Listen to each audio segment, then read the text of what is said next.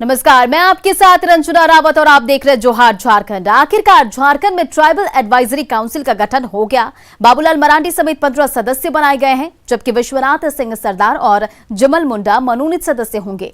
लेकिन बीजेपी ने टीएससी के गठन पर सवाल उठाए हैं।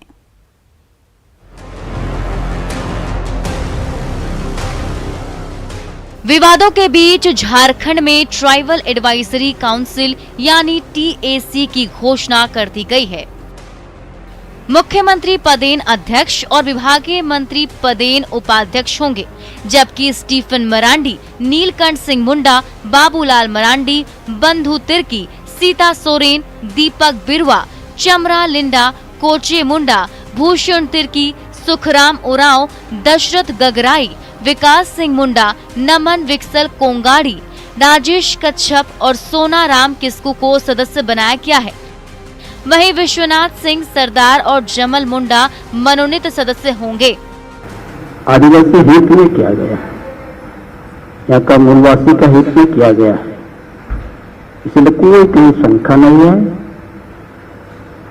और इसको ताकि जो वर्षों से जो प्रयास है उससे बेहतर से बेहतर ईश्वर उनका लाभ, आदिवासियों के लाभ, उनका हित में काम होगा। हेमंत सरकार के बने 1.5 साल से ज्यादा हो गए, लेकिन अब जाकर टीएससी का गठन हुआ। इससे पहले सरकार ने टीएससी के गठन में राज्य भवन की भूमिका खत्म कर दी थी और सदस्यों के चयन का अधिकार सीएम को दे दिया गया था। यही वजह है कि बीजेपी टीएससी के गठन पर सवाल उठा रही है। भारतीय जनता पार्टी सदैव आदिवासी हितों के लिए सजग रही और आगे भी सजग रहेगी, लेकिन जिस तरीके से इन्होंने टीएससी का गठन किया, राज्य सरकार ने मनमाने तरीके से राज्यपाल महोदया का अपमान करते हुए, उनके पद का अपमान करते हुए हम इसकी निंदा करते हैं। और इन्होंने बाबूलाल मरांडी जी, जो हमारे विधायक दल के नेता हैं, उनका नाम भी वरीयता सूची में नीचे रखकर अपनी ओछी मानसिकता को दिखा दिया है। टीएससी का गठन नहीं होने से केंद्र सरकार से आदिवासी कल्याण को लेकर मिलने वाली राशि नहीं मिल रही है, जिससे झारखंड में जनजातीय कल्याण की योजनाओं पर असर पड़ रहा था। लेकिन टीएससी के गठन के साथ ही केंद्र के मिलने वाले फंड का रास्ता साफ हो गया है। न्यूज़ 18 के लिए रांची से अविनाश और निरंजन की रिपोर्ट। झारखंडी युवा मांगे रोजगार। झारखंड के बेरोजगार नौजवानों की ये आवाज ट्विटर पर ट्रेंड कर रही है। हैशटैग के साथ ट्रेंड कर रही इस अभियान में करीब 4 लाख लोगों का भरपूर समर्थन मिला है। किसी ने हेमंत सरकार के वायदों को आधार बनाते हुए आईना दिखाया, तो कोई चुनाव के वक्त राज्य के युवाओं को संबोधित करने वाली सीएम का वीडियो साझा किया है।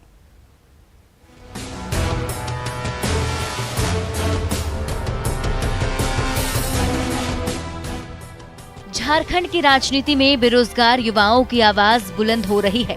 ट्विटर पर झारखंडी युवा मांगे रोजगार को भारी समर्थन मिल रहा है। राज्य के बेरोजगार नौजवानों ने हेमंत सरकार को उसी के वायदों पर कटघरे में खड़ा किया है। मसलन हर साल 5 लाख बेरोजगारों को रोजगार से लेकर टीईटी पास की सीधी नियुक्ति का मुद्दा शामिल है। 21 जून से 3 जुलाई तक चलने वाले सोशल साइट पर इस अभियान का जलवा पहले दिन से ही देखने को मिल रहा है। 2019 के सितंबर में ही हाई कोर्ट में लार्जर बेंच में केस ट्रांसफर हो चुकी थी और सितंबर 2020 में उसका जजमेंट आने के बाद में ये चीज़ क्रिस्टल क्लियर हो गया था कि पंचायत सचिव का रिजल्ट जारी की जा सकती है और नियुक्ति पूरी की जा सकती है, लेकिन सरकार की उपेक्षित रवैया कारण अभी तक वो नहीं हो पाई। 7 से 10 जेपीएससी परीक्षा की तिथि की घोषणा नहीं करना। जेएसएससी सीजीएल का बीते 6 साल से अधर में लटका है मामला। पंचायत सचिव की नियुक्ति प्रक्रिया लगभग पूर्ण, फिर भी नियुक्ति पर रोक। जेएसएससी ने 2 वर्ष पहले स्पेशल ब्रांच और एक्साइज कांस्टेबल का लिया एग्जाम, लेकिन रिजल्ट नहीं। टीईटी पास अभ्यर्थियों की सीधी नियुक्ति का वादा अब भी अधूरा। जेई के लिए 7 साल पहले हुआ एग्जाम, अब तक नहीं आया रिजल्ट। दारोगा के लिए अधिकतम उम्र सीमा 26 वर्ष, 4 वर्ष से नहीं निकला विज्ञापन। तो ट्विटर पर बेरोजगारों का मुद्दा लगातार छाया हुआ है। सत्ता में शामिल कांग्रेस भी उनके सवालों को सिरे से खारिज करने से परहेज करती नजर आ रही है। इसमें हम कहीं भी ये नहीं कह सकते हैं कि उनकी मांगे जायज नहीं है। वो जो अपनी बात रखने का एक तरीका होता है वो ट्विटर के माध्यम से रख रहे हैं और सरकार इसलिए पूरी तरह से गंभीर है, प्रतिबद्ध है, कटिबद्ध है। राज्य सरकार के खिलाफ ट्विटर पर छिड़ी बेरोजगारों की ये लड़ाई कहां जाकर थमती है, ये देखने वाली बात होगी। न्यूज़ 18 के लिए रांची से संवाददाता अविनाश कुमार की रिपोर्ट। और झारखंड में खेल विश्वविद्यालय खोलने का सपना 6 साल बाद भी अधर में लटका हुआ है। 2015 में राज्य सरकार और सीसीएल के बीच एमओयू साइन होने के बाद प्रदेश के खिलाड़ियों को एक आस जगी थी, लेकिन आज भी खिलाड़ियों का ये सपना महज फाइलों तक ही सीमित है। झारखंड को खेल प्रदेश कहा जाता है, लेकिन 6 साल पहले हुई स्पोर्ट्स यूनिवर्सिटी खोलने की घोषणा यहां आज भी कागजों पर है। राज्य में खेल प्रतिभा और कौशल को निखारने के मकसद से 2015 में राज्य सरकार और सीसीएल के बीच एक एमओयू किया गया था। इसके तहत मेगा स्पोर्ट्स कॉम्प्लेक्स होटवार में खेल विश्वविद्यालय खोलने की घोषणा की गई थी। इस घोषणा के बाद से ही खिलाड़ियों के चेहरे खिल उठे थे कि अपने राज्य में खेल विश्वविद्यालय होगा तो उन्हें अपनी प्रतिभा को निखारने दूर शहरों में नहीं जाना पड़ेगा। इस पूरे मामले में जेएसएसपीएस के वरीय अधिकारी कुछ भी कहने से बच रहे हैं। वहीं राज्य खेल विभाग के डायरेक्टर स्पोर्ट्स यूनिवर्सिटी के जल्द से जल्द खोलने की बात कह रहे हैं। खेल विभाग की माने तो इस संबंध में सारी प्रक्रिया पूरी हो चुकी है और इसे मात्र कैबिनेट में लाया जाना बाकी है। मैं बताना चाहूँगा कि स्पोर्ट्स यूनिवर्सिटी में हम लोग उसको खोलने के लिए लगे हुए हैं। एक्चुअली यहाँ पर एक निदेशालय में एक समिति का गठन हुआ था उप निदेशक की अध्यक्षता में। उन्होंने अपनी रिपोर्ट दी थी जो हम लोगों ने जेएसएसपीएस को फॉरवर्ड किया था। लास्ट जो गवर्निंग काउंसिल की बैठक हुई है उसमें भी इस एजेंडे को लाया गया है और निर्देशित किया गया है कि जल्द से जल्द स्पोर्ट्स यूनिवर्सिटी को खोला जाए, जो जेएसएसपीएस में खुलना है। सारी तैयारियाँ हो चुकी हैं उसमें। अभी जो यूनिवर्सिटी का जो प्रक्रिया है, प्रक्रियात्मक विलम्ब हो रहा है, उसको हम लोग जल्द से जल्द कर लेंगे। खेल विभाग और जेएसएसपीएस की अपनी दलीलें हैं, लेकिन बड़ा सवाल ये है कि एमओयू के बाद आखिर खेल विश्वविद्यालय खोलने में इतने साल क्यों लग गए। न्यूज़ 18 के लिए रांची से संजय कुमार सिन्हा की रिपोर्ट। झारखंड में ब्लैक फंगस को महामारी घोषित कर दिया गया है। हेमंत कैबिनेट में इस पर मुहर लगा दी गई है।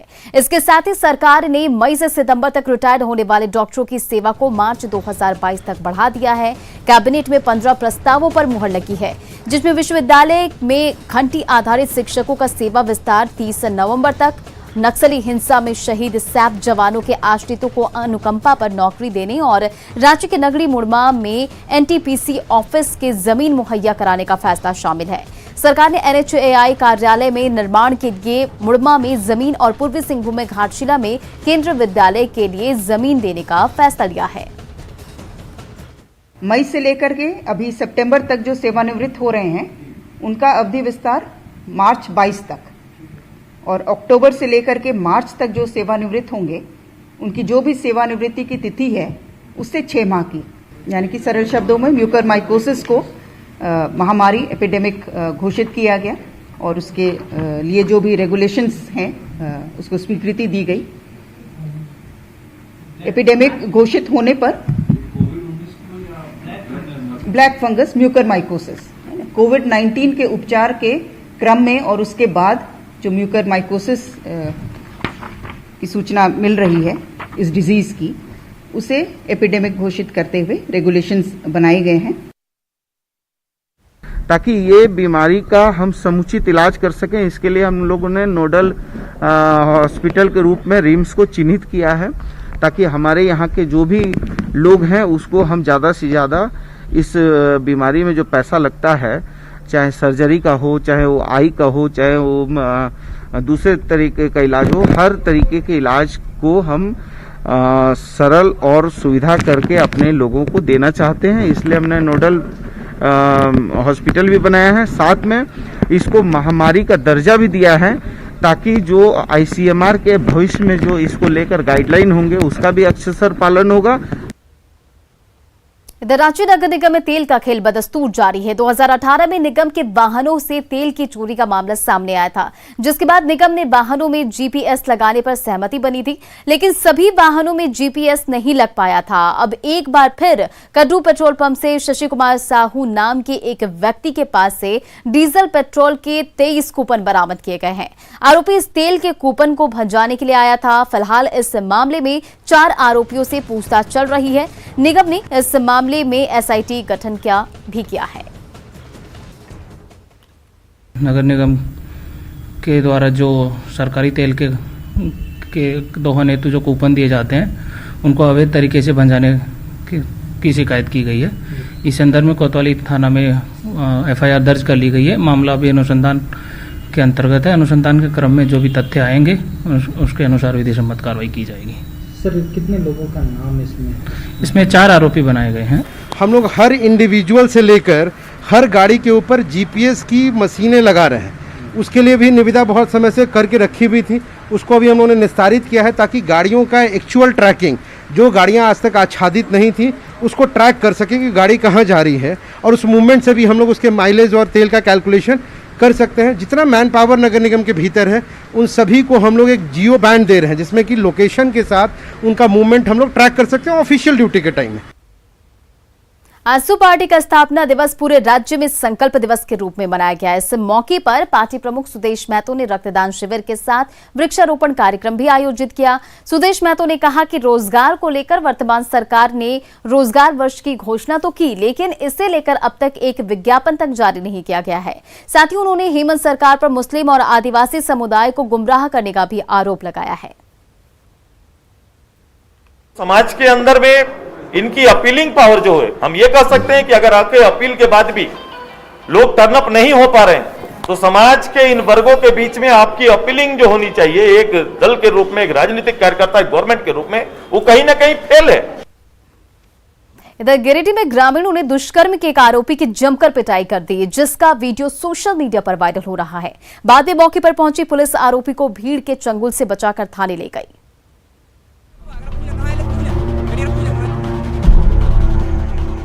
लाख कोशिशों के बावजूद लोग हाथ में कानून लेने से बाज नहीं आ रहे। ताजा मामला गिरिडीह का है, जहां हीरोडीह के पालमू में ग्रामीणों ने दुष्कर्म के एक आरोपी को पकड़ लिया और हाथ पांव बांधकर पिटाई की। इस दौरान गांव की महिलाओं ने आरोपी को कीचड़ में दौड़ा दौड़ा कर पीटा, डंडे से पीट पीट कर अधमरा कर दिया। आरोप है कि पिछले बुधवार की रात आरोपी धनेश्वर ने एक घर में घुसकर चाकू के नोक पर महिला के साथ दुष्कर्म किया था, जिसके बाद ग्रामीणों ने उसे पकड़ लिया और हाथ पांव बांधकर बेरहमी से उसकी पिटाई की।